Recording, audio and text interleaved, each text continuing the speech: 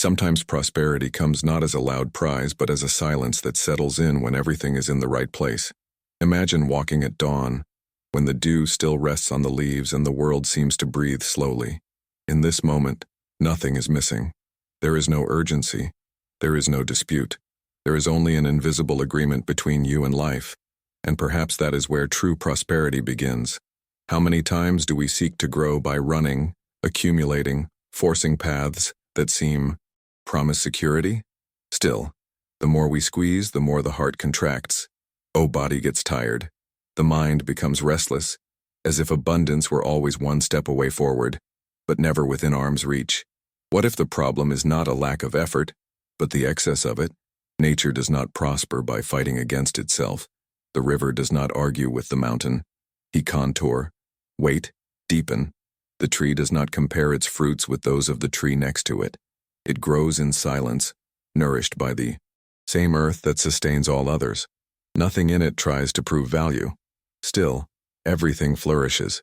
There is an ancient teaching, whispered by the wind and reflected in the clear water, that tells us, remember, thriving in peace is not conquering the world, but learning to walk in harmony with him. When the spirit is aligned, what is necessary finds its way. When the inside is clean, the outside is organized, not by magic, but by coherence. Perhaps you have felt this at some point in your life, a period when you let go control, things started to flow, as if the invisible had space to act. How if only life could finally cooperate instead of resist. This video is an invitation to remember. Remember that prosperity doesn't have to be heavy. That growing up does not require war. That peace is not the opposite of success, but the soil on which it creates deeper roots. If you feel like there is something invisible guiding your days, even when everything seems uncertain, so stay here. Breathe. Walk with us. Because perhaps the teaching what you seek is not outside, but waiting, silently within you. For a long time we have learned to measure prosperity by what can be counted. Numbers, goals, visible achievements. As if life were a scale that only recognizes weight, never balance. Thus, we grew up believing that prospering is always moving forward, accumulate more, constantly prove value. But deep down, something remains uneasy, because this form of prosperity requires continual vigilance, and where there is vigilance, there is rarely peace. Observe how the modern mind behaves. She runs before she even knows where go. Project futures, fear losses, compare trajectories, and in this silent race, almost is never present. Prospering then becomes a chase, a state that seems always postponed. When achieved, it is short-lived. Soon a new step appears, a new demand, a new fear of falling. The illusion lies in believing that security comes from control, that abundance comes from rigidity, but everything that is rigid, sooner or later breaks. Nature shows us this with delicacy. Branches that don't bend break in the strong wind. Lakes that are not renew become cloudy. In the same way, a life that only accumulates without breathing loses your inner clarity. There is also comparison, that silent habit that drains joy. We look at the other's path, and we judge ours to be insufficient. We forget that each being flourishes in different seasons. The rush to prosper as someone takes us away from our own rhythm. And when we ignore the internal rhythm, the body becomes sick. The spirit becomes confused and peace disappears. Distance. External prosperity, when disconnected from the center, exacts a high price. She demands constant effort to be maintained. It feeds the fear of losing, creates attachment, and the attachment, even good things create tension. How many people surrounded by comfort live with tight heart? How many have achieved what they wanted, but don't know how to rest? Ancient wisdom never condemned growth. She just whispered that growing up without harmony is like filling a cracked vase. The more you put in, the more you lose from the sides. Before expanding, you need to align. Before prospering outside, one must organize inside. Maybe you've already noticed this in moments of exhaustion. That feeling that, despite doing well, something essential was left behind. If this idea resonates with you, it's a sign that something inside has already awakened, not as a warning of failure, but as an invitation to realignment. Thriving in peace starts when we stop asking just, how much do I have? And we start asking, How am I? When the inside finds stillness, the outside it ceases to be a battlefield. Life does not need to be conquered. She can be cultivated. And when this understanding deepens, a clear space emerges, a fertile ground where true abundance can finally take root. There is a silent, almost imperceptible moment when life with measure yourself rearrange inside. It is not when everything is resolved outside, but when something calms down in the interior. Like water that becomes clear when the sediment finally settles, the spirit finds clarity when we cease unnecessary agitation. This state of purity has no relation to moral perfection, but to simplicity of intention. Inner purity is the absence of excess, excessive expectations, guilt, comparison, of forced effort. We carry many layers that no longer belong to us. Ideas, old questions about success, fear of not being enough, pressures inherited from a world that values noise more than presence. Little by little, these layers move us away from what is essential, and the further we are from what is essential, the more difficult it seems to thrive in peace. Nature teaches us that everything that flourishes needs clean space. Before the seed breaks the earth, the ground needs to be free of stones. Before water reflects the sky, it needs rest. Likewise, before abundance finds its way into our lives, the interior needs to be purified from the constant noise that fragments us. This invisible alignment happens when intentions become simple, when we act not to prove something, but because it makes sense. When work stops being a struggle and becomes a natural extension of who we are. It's not about abandoning responsibilities, but to remove the weight of anxiety from them.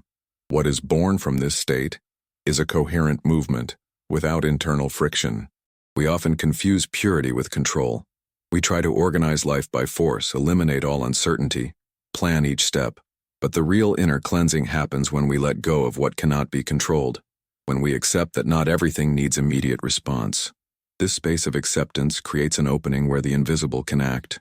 There are decisions that become clear only when we remain silent. There are opportunities that arise when we stop chasing. There are meetings that happen when we are not trying to impress. This is the alignment that you don't see but you feel. A state in that life seems to cooperate because it is not being pressured. If this idea touches something inside you, allow yourself to notice. Notice where there is effort too much, where the heart contracts, where the mind insists on controlling the flow. These are the points that ask for purification, not as correction, but as liberation. Letting go is not lose. Letting go is creating space. When the inside aligns, the outside responds naturally. Not immediately or spectacular, but consistent. Small adjustments start to happen. Relationships make it lighter. Previously blocked paths open up without fanfare. Prosperity, then, it stops being a distant goal and becomes a silent consequence. If this reflection resonates with you, perhaps it is a sign that something inside is already changing, organizing. Don't rush. Don't force it. Just allow what is unnecessary to pass away. Dissolve. Life knows how to find balance when it is not interrupted. And it is from this inner cleansing that the next step reveals itself. Learning to walk in harmony with the flow that has always been there, just waiting for us to stop resist. There is a silent rhythm sustaining all things. He is not in a hurry. He is not late. Does not require permission. It is present in the cycle of seasons, in the tide that advances and recedes, in the day that rises effortlessly after the longest night. When we move away from this rhythm, the life becomes heavy. When we resist it, everything seems to require strength. But when we learn to listen, something softens inside. Harmony is not passivity. It's deep listening. It's recognizing when to move forward and when wait. The river does not flow with the same intensity all the time. In some sections, he speeds up. In others, it widens and slows down. Still, it never stops being a river. Oh, the human problem begins when we want to maintain just one speed. Always productive, always strong, always moving forward, ignoring that the pause is also part of the path. Modern life has taught us to distrust rest. We believe that stopping is losing, that slowing down is falling behind. But look at the land. After the harvest, it rests. This rest is not waste. It's preparation. Without it, the soil becomes poor. The same happens with the spirit. Without moments of stillness, we lose inner fertility. Harmony with the flow of life is born when we stop fighting against what is. There are situations that do not call for immediate reaction, but acceptance. There are phases in which insisting only generates wear.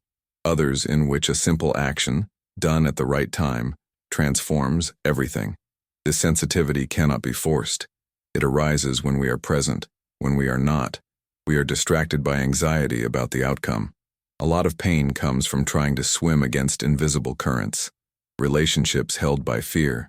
Jobs supported only by status. Paths chosen for meat. External expectations. Every time we ignore that we feel deeply, we create friction. And friction, over time, turns into existential fatigue. Flowing is not giving up on dreams, but allowing them to mature at the right time. One seed pulled out of the ground prematurely does not grow any faster. It dies. Likewise, ideas, projects, and personal transformations need dark time, invisible, silent. Trusting this process is an act of quiet courage. When we come into harmony with the flow, something curious happens. Life begins to change, respond with less resistance. Not because everything becomes easy, but because we stop waste energy fighting the inevitable. We accept changes without hardening ourselves. We adjust routes without feeling like failure. We learn to give in without losing essence. This state creates a different prosperity, not based on constant achievements, but in continuity. A life that can be sustained without burnout. An abundance that does not require sacrifice of what is most precious, inner peace. Growth then ceases to be an act of confrontation and becomes an organic process. If you look honestly, you will realize that the most significant moments in your life were not forced.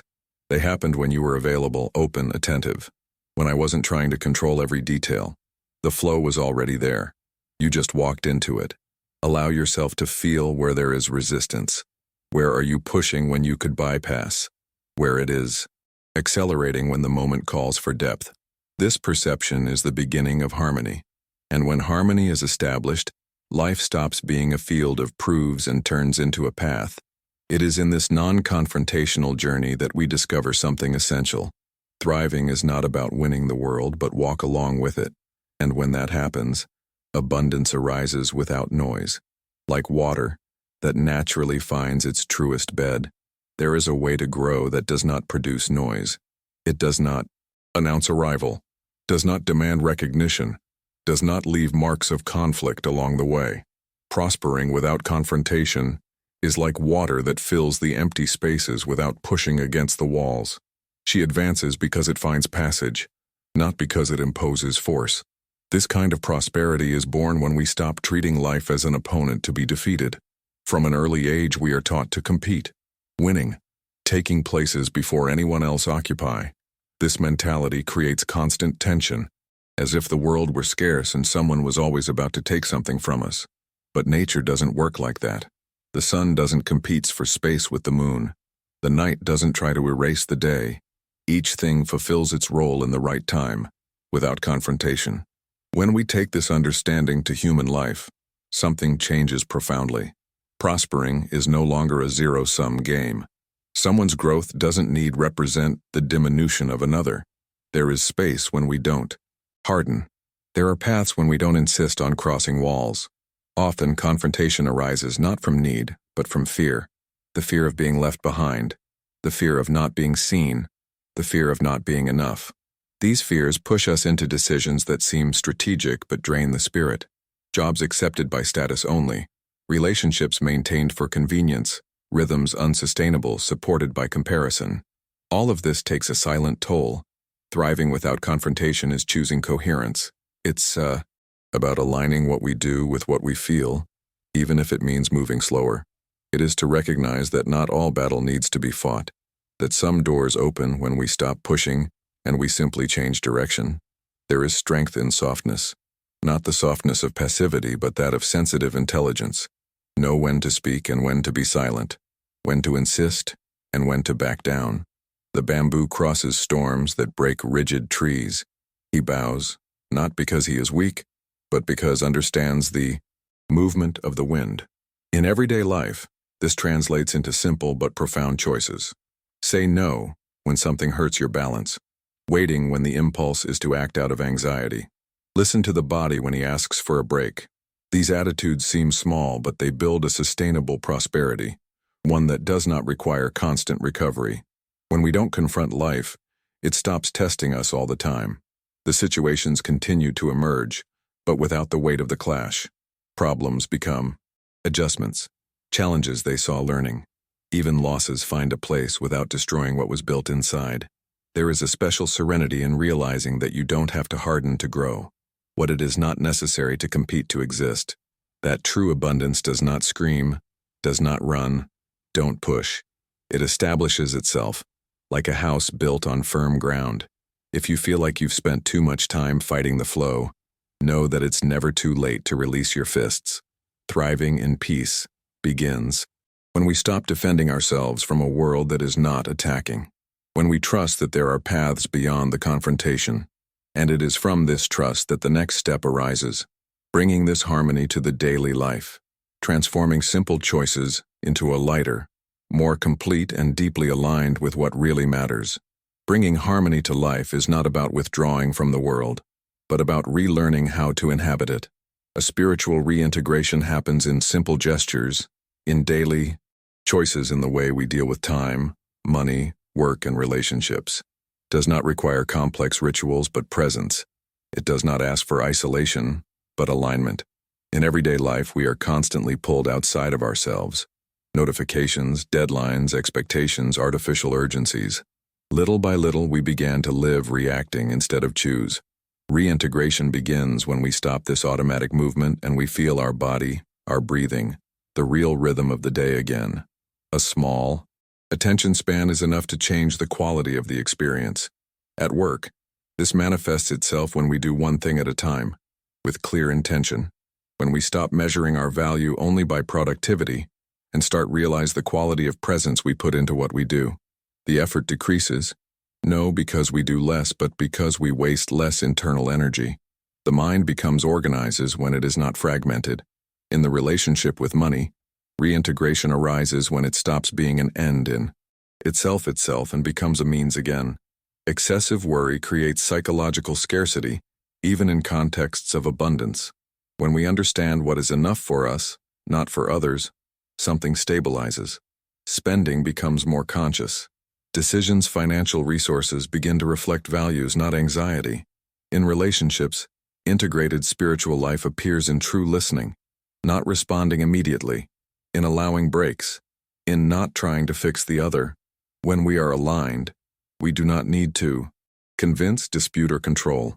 The calm presence creates security, and security makes room for more authentic bonds. There is also the relationship with time. Constant haste fragments the spirit. Live running prevents us from feeling what is happening now. Reintegrating is accepting that not everything needs to be done today, that some things mature better when they are not forced. When time stops being an enemy, it becomes an ally. This way of living does not eliminate difficulties, but it changes the way we deal with them. Anxiety decreases when we stop anticipating scenarios. Fatigue reduces when we respect limits. Clarity comes when we are not trying to please everyone at the same time. Reintegrating the spiritual into everyday life means remembering that every simple action can be a turning point. Balance. Prepare a meal carefully. Walk without distraction. End the day with silent gratitude. These moments are not extras. They are the path itself. If you feel that life has been all about survival, perhaps there is no lack of effort but integration. It may not be necessary to change everything, but to adjust the way it is present at all. When the inside and the outside go together, prosperity stops being a distant goal and becomes a constant feeling of coherence. And it is from this coherence that the natural closure of the journey is born, an understanding silent that thriving in peace is not about getting somewhere, but about learning to live a way that can be sustained without losing itself. In the end, thriving in peace is not a destination reached after a long journey, but a way of walking that transforms each step. It's not about getting to a place where everything is resolved, but learning to inhabit the now without conflict. When the heart finds this state, the world stops seeming like a proving ground and reveals itself as a space for silent cooperation. Life continues to offer challenges, The changes don't stop. Losses and gains continue, alternating their places. But something essential changes when we stop resist. The spirit learns to move lightly, like someone crossing a river feeling the ground beneath your feet, rather than fighting the current. There is confidence in this walk, not a blind trust but a lucid surrender to the natural rhythm of things. Prospering, then, stops being synonymous with accumulation and starts to mean alignment. Alignment between what we feel and what we do, between what we seek and what we really need it, between internal time and world time. In this state, the abundance does not need to be called. It recognizes the path and approaches it on its own. Maybe you realize that peace doesn't come when everything is perfect, but when we stop to demand perfection, when we accept impermanence without hardening ourselves, when we understand that there are moments of expansion and moments of withdrawal, and that both are equally fertile. True prosperity respects these cycles. She doesn't force flowers out of season. If you've made it this far, allow yourself a moment of silence. Feel what remains need later of words. There is something in you that recognizes this teaching, not as theory, but as a souvenir, as if this wisdom had always been there, waiting just for the noise to decrease. Take this into your life in a simple way. Notice where you can loosen a little more, where you can trust a little more, where you can walk with less confrontation and more listen. Small adjustments create big transformations when they are made from the ground up. Center. If this path resonates with you, sign up and continue walking with us through the path of the soul. There is still much to be remembered, felt, and integrated, always with calmly, always with depth. And before moving on, let one last question echo, without rushing to answer. What if what we call destiny isn't a fixed line ahead, but only the silent whisper of invisible forces guiding us, step by step, from the first breath